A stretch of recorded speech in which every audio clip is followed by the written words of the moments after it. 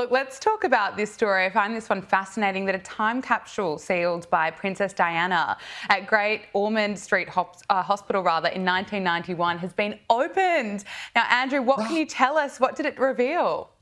Well, I can tell you what it reveals, and it's glorious. It's Australia should be celebrating because Australia's queen, Kylie Minogue, was featured prominently. Brilliant. And they had, I know, we love it, don't we? And there's other 90s relics. And what it was, Princess Diana, she was very, very connected. She was president of Great Ormond Street Hospital. And in 1991, basically, she put this time capsule in there. It was supposed to be kept for, I guess, 100 years, but they decided to open it now because obviously they're doing redevelopment there.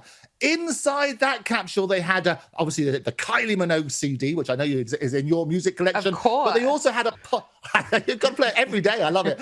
They also had a pocket TV. And when you look at it, you think, oh, how revolutionary it was at the stage. But obviously, it looks a bit old now. There was also other snapshots of 1990s life.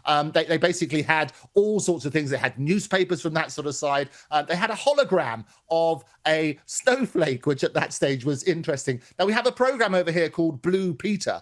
And what happened in 1989, they had two children who won a competition. Yeah! And they basically could suggest the items to go into the time capsule. And Sylvia Fultz, I think she was 9 at the time, from Norwich. She chose this hologram of the snowflake. There was a solar-powered calculator, a British coins, and 5 tree seeds from Kew Gardens. And a chap called David Watson, 11 at the stage, he chose the wonderful Kylie Minogue CD, shows his immense taste in music. He also chose a sheet of recycled paper, a European passport, and that pocket television I mentioned. Okay, yes, well, that Kylie Minogue CD, that is a great choice. Let's talk about Prince Harry, because there are conflicting reports that he may not be reuniting with his father, King Charles.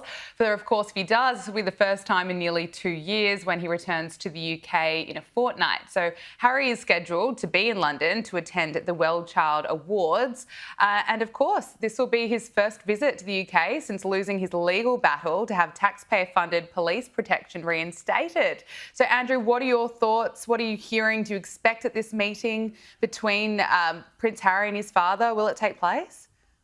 Well, I sincerely hope so. I've always said it'd be the wonderful reunion. I mentioned last time about Princess Diana. It's obviously the anniversary of her death on the 31st of August. And she would be devastated, firstly, to think that her children haven't got together, but also to think they're not really speaking to their father. And so Prince Harry, basically, he's coming here on September the 8th, a couple of days' time, for, as you say, the Well Child Awards. He's supported this charity for a long time. And people have suggested, although I haven't seen any official confirmation yet, that the prodigal prince will be back for the royal reckoning with King Charles. And this will be the first time, really, that they've got together properly for about 20 months. I think it was February last year that they got together. Obviously, since then, we've talked about King Charles's cancer diagnosis.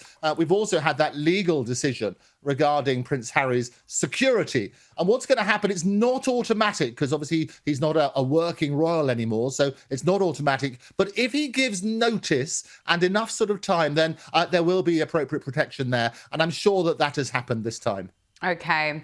Now, a new book has revealed a blunt request made by the late Queen Elizabeth to former US President Barack Obama made at a state dinner. So author Valentine Lowe revealed in the book Power and the Palace that during a state dinner in 2011, Queen Elizabeth decided that the Buckingham Palace banquet had gone on long enough.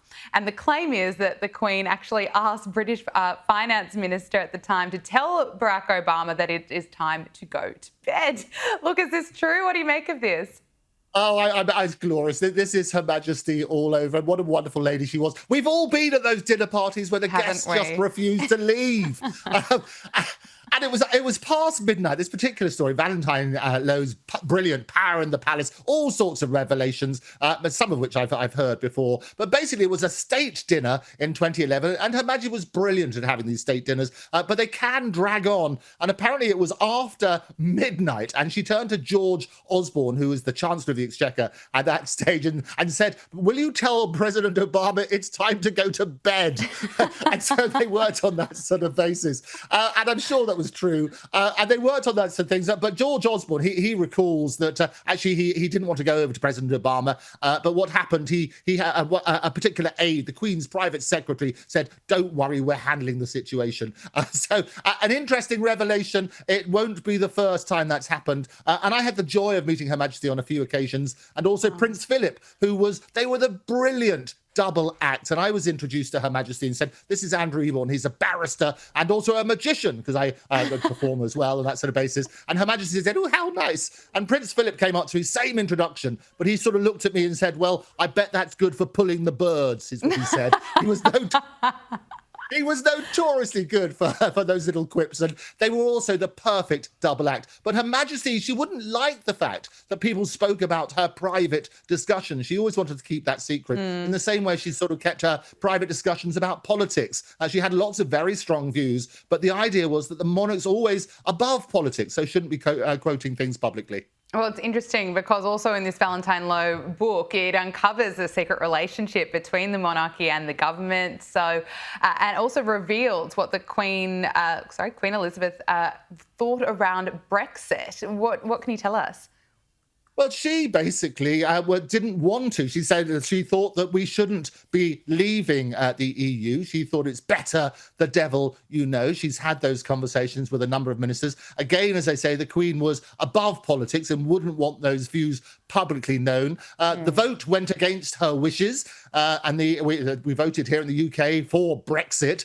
And it's very interesting because in the Queen's speech, when they have basically at the opening of every parliament, they turn around and the Queen reads out, "This is what my parliament's going to do." And obviously they had the relevant law to do with leaving the EU. What I loved about it, the wonderful optics, if you look back at the picture, during that particular speech, she wore a glorious floral blue hat with little yellow petals in it as well, which so resembled the EU flag that you could basically see these were her real views. And I think that wonderful sense of humour was coming through there. But she was definitely not for leaving the EU. That seems to be confirming the reports. Even though she didn't say it publicly, a lot of people turned around and reported that those were her views.